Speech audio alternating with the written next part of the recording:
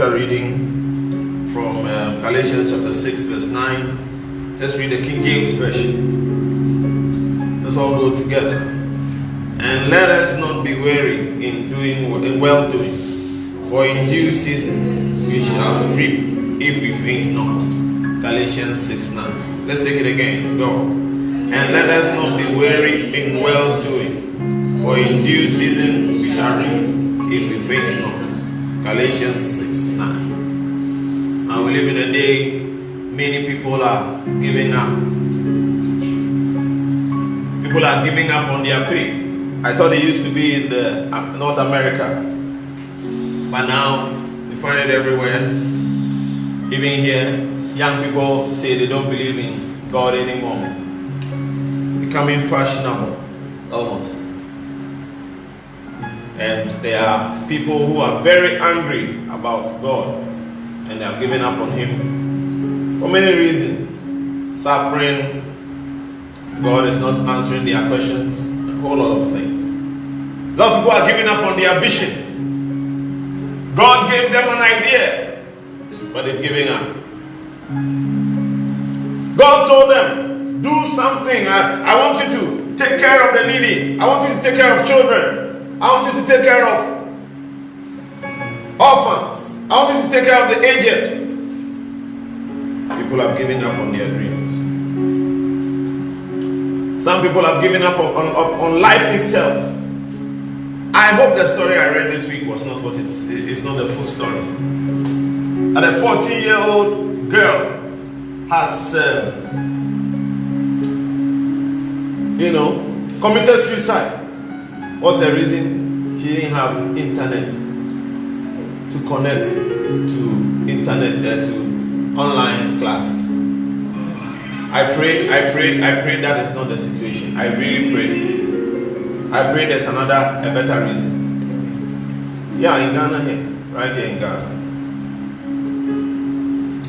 I pray that's not the situation. Giving up on life because of internet. It's quite interesting. A lot of people have given up on their joy. Giving up on your joy. I'm depressed. I'm not making fun of anyone, but I'm just making that you give up on joy instead of smiling. I know, and I can identify with some of us. The truth of the matter is that you don't feel it. How do you expect me to be joyful when I don't feel? I don't feel the joy.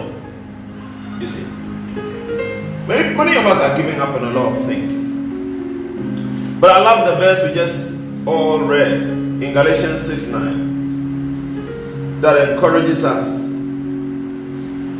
on how not to give up, but to press on, knowing that there's light at the end of the tunnel. Amen. Amen.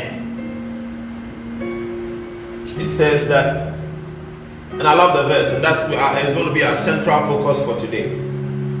Now it says we should not be weary in doing good,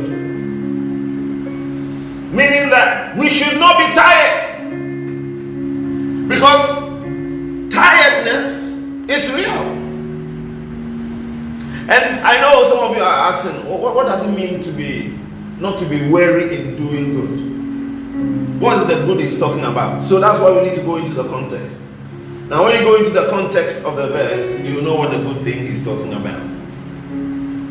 The good thing he's talking about, if you read the verse 7 and the verse 8 of Galatians 6, it says, be not deceived, God is not mocked, for whatsoever a man soweth shall he also reap. And then the verse 8 goes on to say, for he that soweth to his flesh shall of the flesh reap corruption, but he that soweth to the Spirit shall of the Spirit reap everlasting life.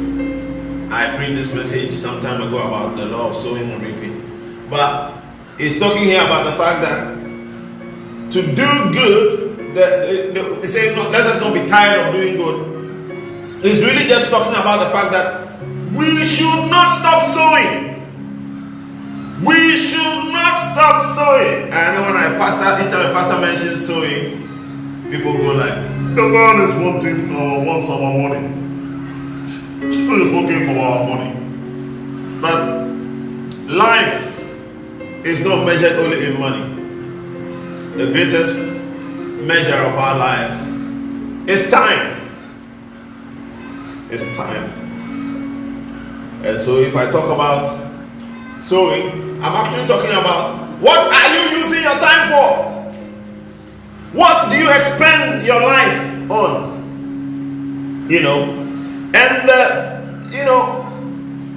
The thing about sowing and reaping is that you are always sowing and reaping, whether you like it or not. If you are not sowing anything actively, you are sowing passively. If you are not sowing anything good, you are actually sowing something bad, whether you like it or not.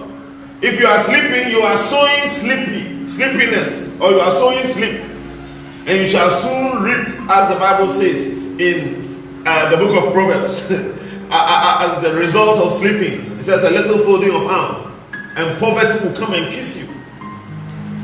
So we are always sowing and reaping. So the Bible is saying that we should not expect anything good unless we have sowed something good. Amen. Life is all about sowing and reaping. Today, if you are listening to me, you are sowing your time with the word of God. And the Bible says that according to Proverbs chapter 4, verse 23, that if you guard your heart and allow good things to come into your life, the issues of your life will be great as well. Today, some of us are here, we are reaping. Some of us are reaping some very bad habits. Some of us are reaping alcoholism. Some of us are reaping at the moment substance abuse. You know why? Because some time ago we sold into a group of friends that are of wrong influence. The law of sowing and reaping is so sure.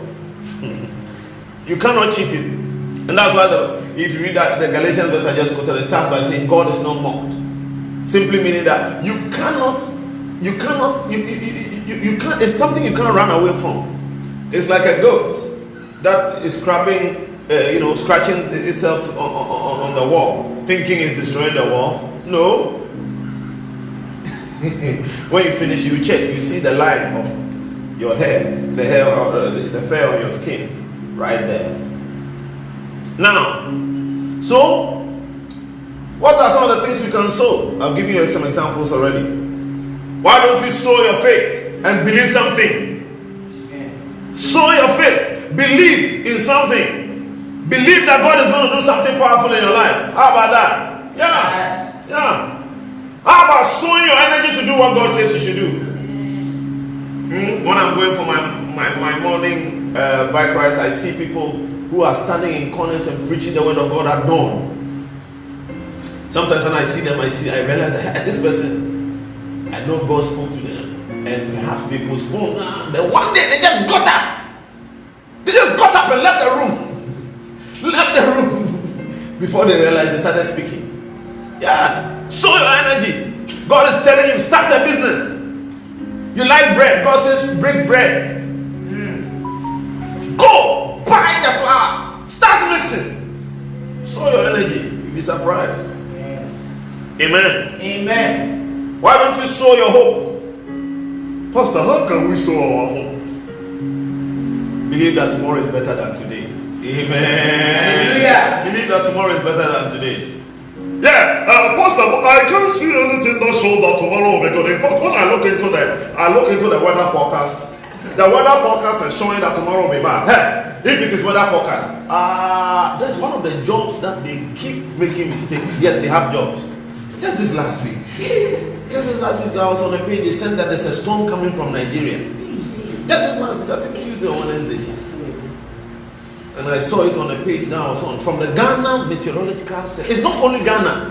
And let me let you know, it's not only Ghana. These are the people. Sometimes we talk about false prophets. Weather forecast people. Oh. But they even have a job. They still have a job. And when they come, we still believe them. Sometimes they say, the storm. They show a picture of the graph. They saw red things coming from Nigeria. They say it will hit Ghana. To hit Accra at 3 o'clock. I don't know whether they are using another watch. I'm waiting for them. You look into weather forecast, so you can't believe tomorrow. or you are looking into your own weather forecast. Even people who are using machines, they are not predicting well. You better believe and sow your hope for tomorrow. Amen. Why don't you sow your love and trust again? Sow it. Yesterday I saw something. I went to a wedding. I saw a couple sowing their love together. There's someone said, "Hey, oh, it looks so good. They look perfect together. Hey, stop that thing. Don't make me angry this morning." It's never perfect. They have decided.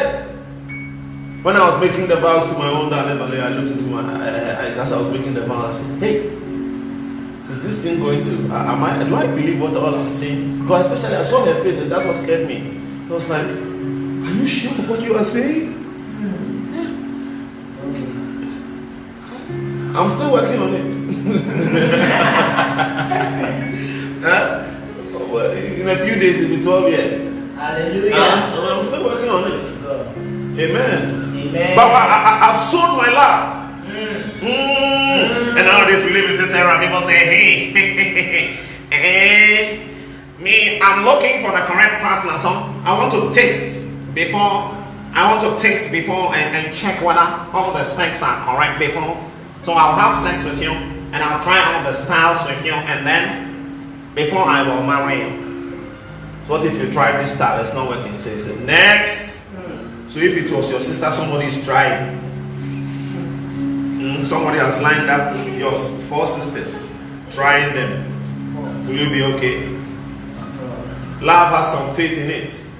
You must go. Take a step, even if you don't see all. With guidance, you will win. Now, so the Bible says we should not be worried. We should not be tired of sowing. And let me there also add the physical money sowing. I know some of you have sown some wild seeds. You went to some anointing service, some revival service. They mentioned some large money. You sowed it. And maybe you are like a guy I know who likes walking, and you walked from Carnation to Mala. I know a certain guy. When he's there, he doesn't have money, so he just starts walking. I'm waiting for the day he walks from Legon to Mala. He lives in Mala, so he's always walking. So he doesn't grow fat. You see. Anyway. So the Bible says we should not be tired of sowing. Sow. And I like the verse 28, Genesis chapter 8, verse 22. And it says, because you see, it says that we should not be tired, because when something will happen. It says, after sowing, we need to learn what is called due season. There's a season for everything. If you read Ecclesiastes chapter 3, one of the verses that shows us that there's a season for everything. In the world, which is not outside this, secular thinkers came up with this saying and said that no condition is what? Permanent. The Bible says that in due season, and Genesis 8:22 says it all. It says that as long as the earth endures, seed time and harvest, cold and heat, summer and winter, day and night will never cease. So it means that now from this verse I can see very clearly that if you are now in your day, enjoy it. You never know. And if you are in the night, be hopeful. The day is coming. Amen. Amen. There's a song I listened to, someone gave to me in January. It's a song by a guy called Dan Goke. And he says, the title of the song says that it's like the sunrise waiting on the other side. When you haven't seen it yet. It's because you haven't seen it yet. It looks like you are in a dark zone. But the sunrise is just on the other side. And if you sit in planes a lot, you realize that sometimes you can be traveling, and just when you cross a certain time zone, it's full of light, and then you cross a certain time zone, and then it's total darkness. You see. Now, so if it's not your due season yet, you need to install what I call your quit-proof software. Your time is not up. Because you see, when your time is not up, it's very likely you want to give up. Because when you look at yourself and you think about all the things that are happening to you, especially when you start comparing yourself to others, it's so difficult. And you want to give up. And that's what the Bible is warning us today. That when you have sowed and you are not seeing the results yet, and I know some of you have been giving wild prophecies. Some of you, it's not even wild prophecies. You yourself, like Joseph, you can see. When you dream, you see. When your thoughts are there, you know that God is calling you to a very huge purpose. You know. Some of you have dreamt and seen yourself married. You have dreamt and seen yourself with a child, with children. You have dreamt and seen yourself with so many things. Yet it's not happening. Your due season is not here. And the danger about the fact that when it's not your due season is that you are tempted to give up. And that's why at this time, that's where you what? You install your quit-proof software. So we are going to see, let's go into the details of the quit-proof software. If you don't install this software, you will give up. And to know this software, the name of the software is in Hebrews chapter 6 verse 12. Hebrews 6:12 talks about it. And you can see the Hebrews 6:12 is very interesting because you can see the thing there. Now it says we don't want you to become lazy, but to imitate those who through faith and patience. Now faith is the sowing time. You have sowed, and many of us, many men of God, now there are so many faith movements where they preach and they challenge people and they lift people's spirits up and they challenge them to go by faith. But a lot of people don't talk about the patience part. So many people are charged. Hey, you can make it. Believe God for a car. I see your car. Your car is here. They go home. They see. They don't even see bicycle. It says the people of old, they didn't only have faith, but they have patience.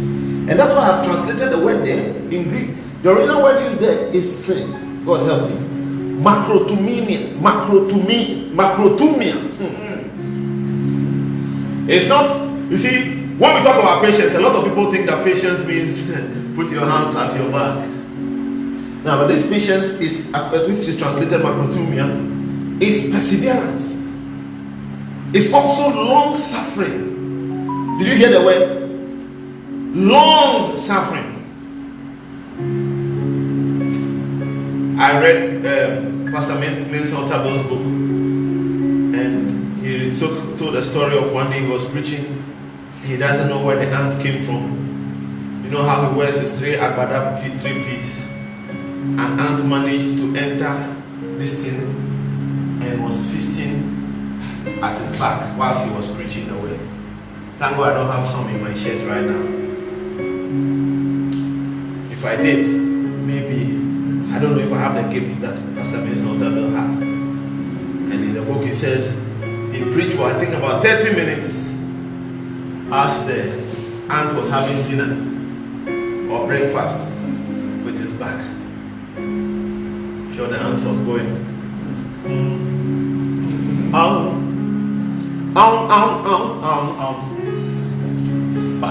Pastor Benson, I will spell your name.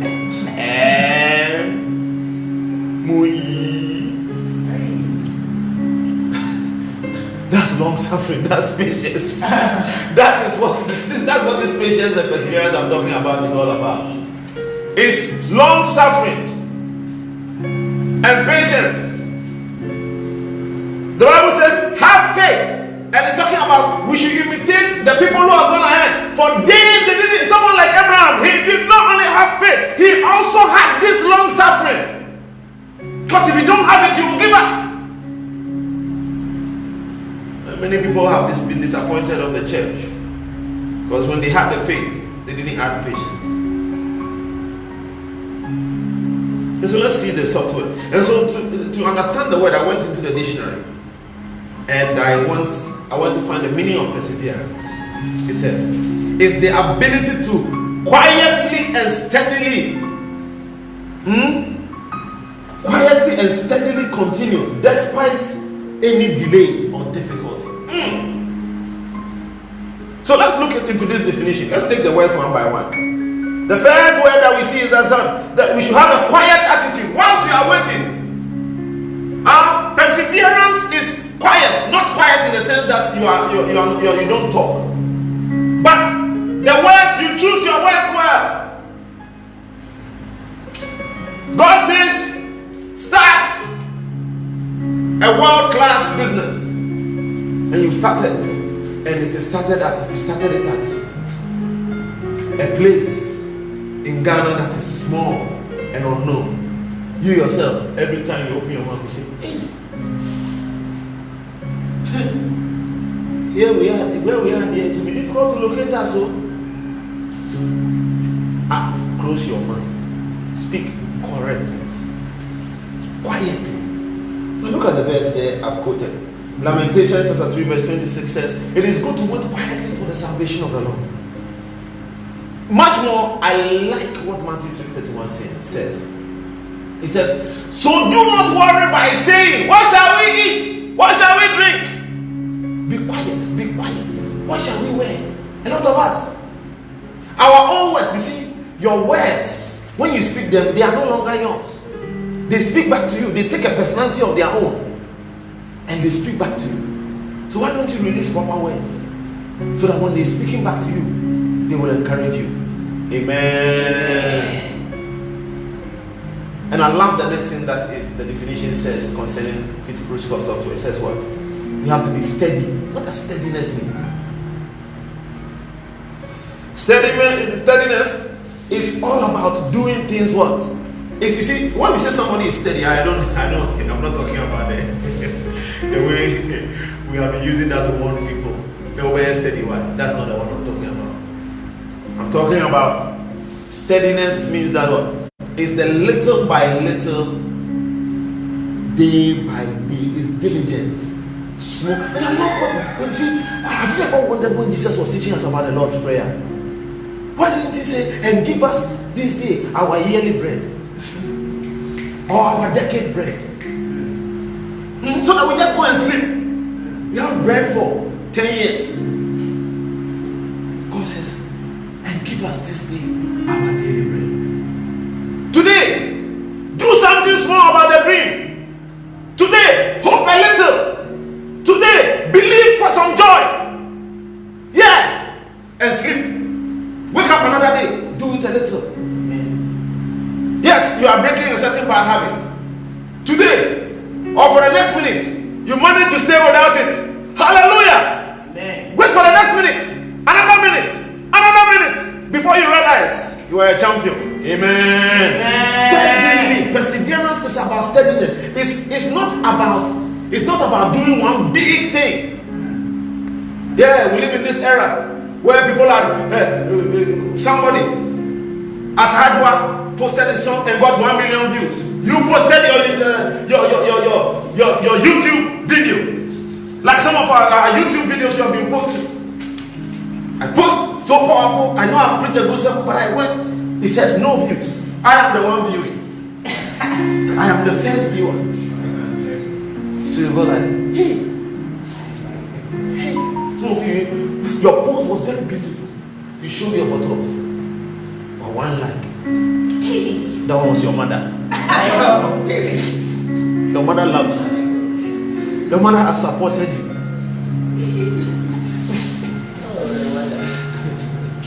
So because of these things, we don't know how to wait. We live in this era. We don't know how to wait. We want things quick. And that's why some people take nude photos, because nude photos will go very fast. Because when they have covered it all, some of you are. I saw a very interesting, one of our church members, an interesting TikTok video of a girl talking to him. He's smiling. I love. The people want hits, anything that will make them hit. go. We want fast. I don't blame us. It's the microwave. Those days, to heat a bamboo, to put it in rubber, put some sieve or something, heat it, light the fire. Nowadays, even the microwave, we can't wait.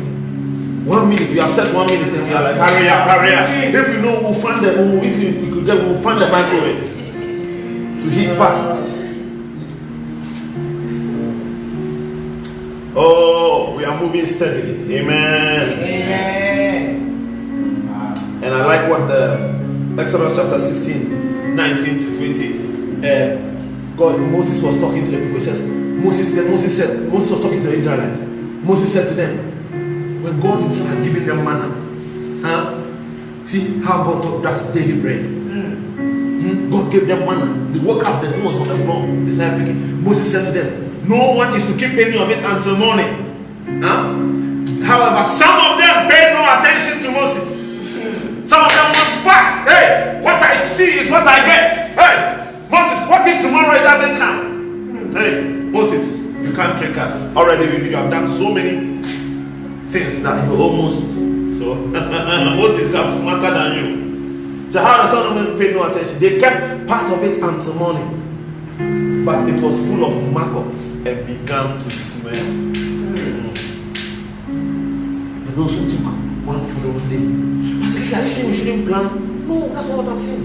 I'm saying in order to persevere, be focused on doing steady things, little by little, than trying to do. Some of us, it's the big things that has discouraged us. We're trying doing some big things, and it discourages us. But if only we can understand the power of steadiness. Now, water, this simple water can be so powerful. Pouring at one place, one drop at a time, before you realize it's dug a very big hole. Steadiness. And in Matthew chapter 20, the Bible says the last shall be the first. You know why? You know why the last shall be the first? Usually those who come first think they have it all. And they believe in the big things. I know the first time I read in primary school or whichever kindergarten or whatever, I read the story of the race that was between the hare and the tortoise. I never thought, I never imagined that story. I was like, these people, they said, no, the first time in my kiddie mind, I said, this is a joke. How could a tortoise win? Progress. The hare, thinking I've got it all. See, perseverance is about steadiness. Little by little, pacing. You see how our heart beats? Boom, boom, boom, boom. Before it realizes, it pumps blood all over your body. Amazing. We are living in that era where people don't want to do if it's not big, I don't want it. Everyone wants to be in a tie in a workplace. If it's not air conditioning, it's not a job.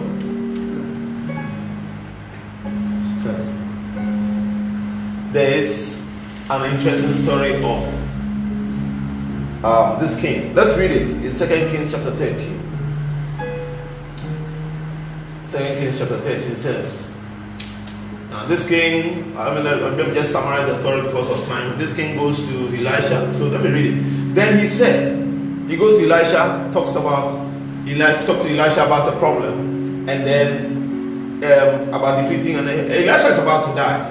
So he goes to Elisha, and Elisha says, okay, I'll give you the solution to win the war. Okay. And so he gets a prophetic direction and gives this prophetic direction to the king. And look at it, let's read it. So now I'll give you some small background. Then he said, take the arrows, and the king took them. Elisha told him, strike the ground. And he struck it 3 times and stopped. Oh! Then the man of God was angry with him and said, you should have struck the ground 5 or 6 times. Then you would have defeated Aram and completely destroyed it. But now you will only 3 times. They give you an arrow. Strike, and he told him, if you back trace, he told him that this arrow represents the defeat of your enemies. Shoot it.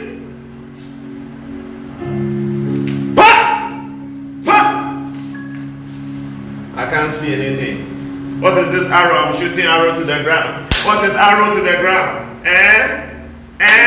I can't see anything. I don't know how many of you. I'm sure that even yesterday I was going through Facebook. I saw it. I think it's very popular now.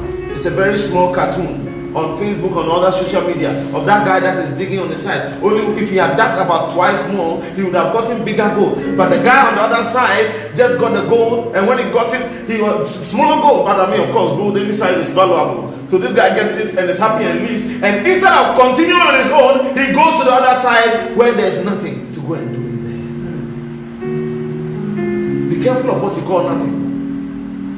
If you are steady going, 1, 2, 3, 4, 5. Amen. I see somebody's quick-proof software coming up. Day by day, as you are putting in, very soon you will look back and you can't add, you can't do the addition.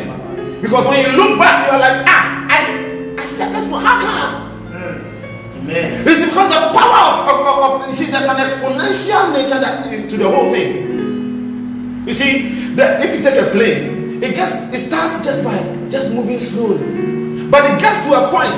You see, the old one asks today. See, when you are living from 1 to 10, you see, you think you are just moving 1, 2, 3, 4, 5, but you move 1 and you get to 2. You see, the power of moving from 1 to 2, and mathematicians tell us that just between 1 and 2, there's infinity. If you are really counting every step in from 1 to 2, you can't finish. That's a mathematical theory. So be quiet. I've tried to explain something to you. So, but when you move from 1 to 2, I'll show you something. And you are moving from 2 to 3. You are not just moving from 2 to 3. The power and the forces of 1 to 2 is pushing you from. So they have come, and the forces behind 1 to 2 is now pushing you. So that has to move to 3. Now the forces in 1, 2, 3 are now pushing you from 3 to 4. Before you realize, by the time you get to 9 to 10, you see you are flying, you are like, hey! But from 1 to 9, they have all behind you now. They are all behind you. And you are rising. You are rising. Don't be like, let us all be like Paul. You see, people, we can even waste anointing. You can even waste. Last year we spent our time in the whole of May talking about grace. But Paul instead, look at the verse in 1 Corinthians 15:10, that we can waste grace. Look at it. You can waste it. He says, but by the grace of God, I am what I am. By his grace to me, and his grace to me was not without effect. Look at this. He says, and God's grace to me was not without what? Effect. Do you know what that means? It means that when God gave me his grace, I did not waste it. Some of you have grace to overcome that addiction. You are wasting the grace. Do you know why? You are not applying the grace. The grace is there. Some of you can, let me show you how practical to show you that the grace is there. You can feel it within your body. That it looks like this morning I can go without masturbating. But you go like, but I'm a masturbator. So let me continue. Wasting grace. Some of you, there's grace for you. There's grace for you to start a business. There's grace for you. If only you can pick something and start writing something, you'll be surprised the book you will write. Yeah. Some of you, God is calling you as a speaker. You don't know what to say. People say, me, I don't have any gift. All I have is my voice. Ask Oprah Winfrey. Tell you the value of a voice. Ask the late Rabbi Zacharias. It's not about just the voice. Get something inside it and speak out the wisdom. He says, and his grace was not without effect. No, I went harder than all of them. Hey, grace, if you know you have the grace, use it.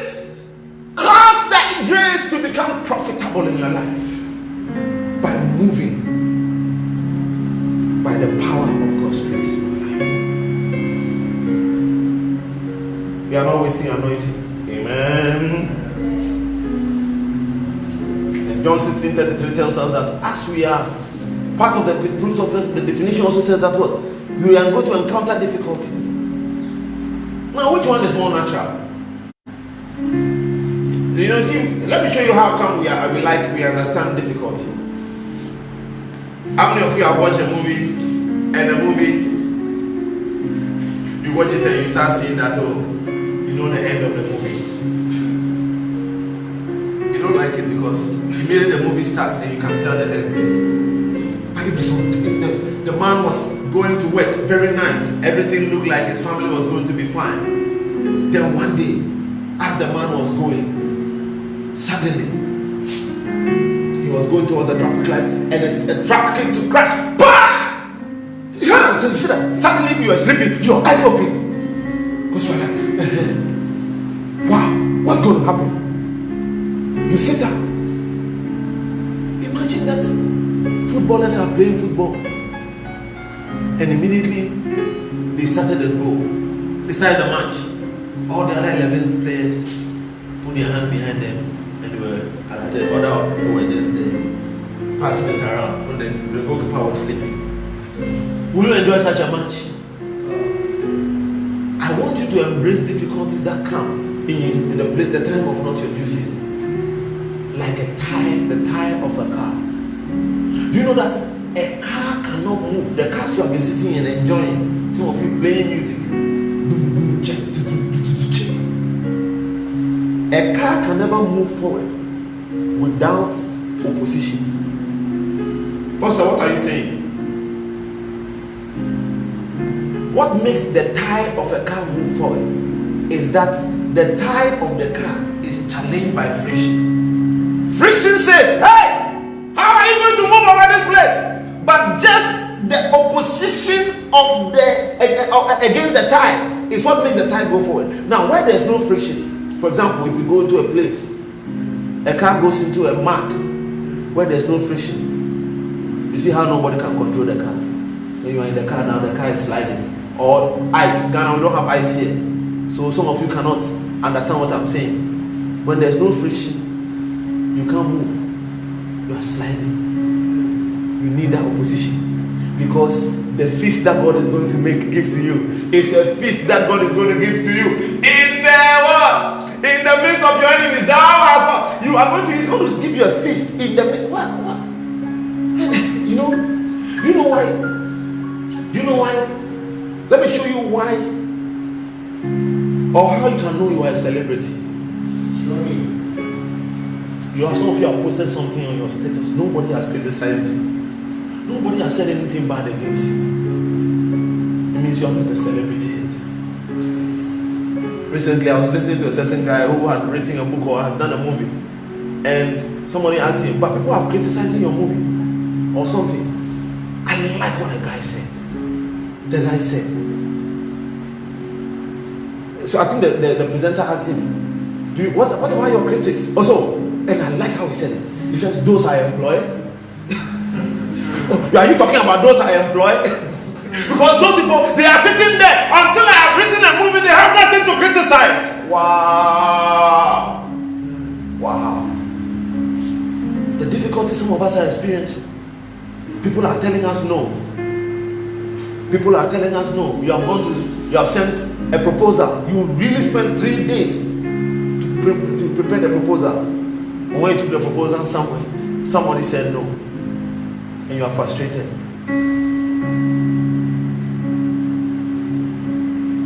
Note that just because of that, something is happening to you. You are moving higher and higher. Amen. If only you will not give up.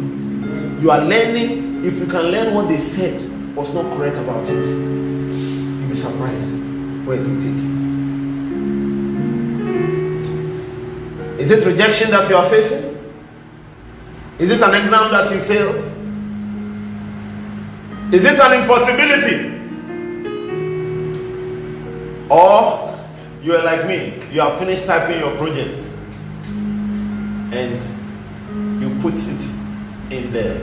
You are almost done. You are about to just label it. You put it into the machine and the machine starts reading. So you remove it, put it back again. It says folder empty.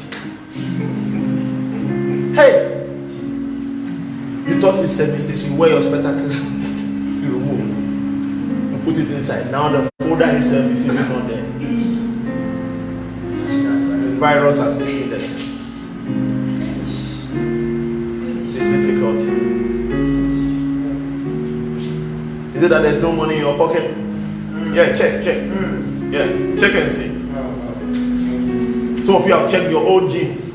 Some of you this morning you searched. Didn't find any money. You searched, you saw, you found some paper in the pocket, you felt it. So you put your hand inside. It's a note that somebody wrote to you that you are owing. You are owing. How I wish I didn't even see this paper. Yeah. It's all part of the story. It's all part of the story. But I like the last part of it. It says that if we don't give up, you are going to see. You are going to see. I like what the Hebrews chapter, Habakkuk chapter 3 verse 17. It says, though the fig tree does not bear, there are no grapes on the vine, though the olive crops fails, and the fields produce no fruit, though there are no sheep in the pen, and no cattle in the stalls. It says, yet I will rejoice in the Lord. I will be joyful in the God of my Savior. The God my Savior, I will be joyful. I will be joyful. James 1:2-4 says, consider it all joy. Consider, you see the joy keeps coming. Consider it pure joy, my brothers, whenever you face trials of many kinds. Because you know that the testing of your faith is developing for you a lot. Perseverance. Perseverance, I told you, is your quick proof software. You are growing that software. You will need that software for the rest of your life. Good to develop it early. Like your teeth. You develop it early because you need it to chew for the rest of your life. Perseverance must finish its work so that you may be mature and complete, not lacking anything. When you are quick proof, you will not lack anything because you have the capacity to hold on. God can send great assignments through you. God can make you do big things because you have the capacity. I see somebody's capacity rising. I see your capacity increasing. I see you rising beyond your wildest imagination.